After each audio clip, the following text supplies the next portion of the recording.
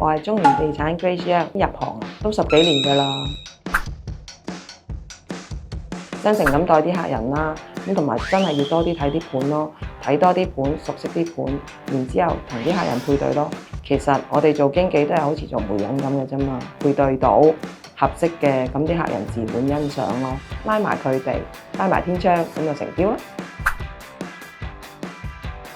所以第一句就係話要真誠，必須要真誠，唔好因為想個客人買呢個盤而去亂咁 sell。咁你一定要係覺得個客人係有咁嘅需求啦，多啲傾下偈，咁就會知道客人嘅心水到底係想點樣。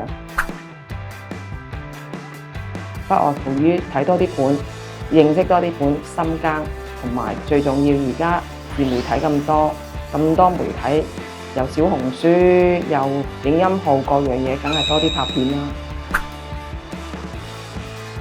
每一個人都會經歷初入行啦，冇客底啦，乜嘢都會發生嘅，就係因為乜嘢事都會發生。唔好離開呢張音樂椅，心口掛住個勇字，一直繼續衝。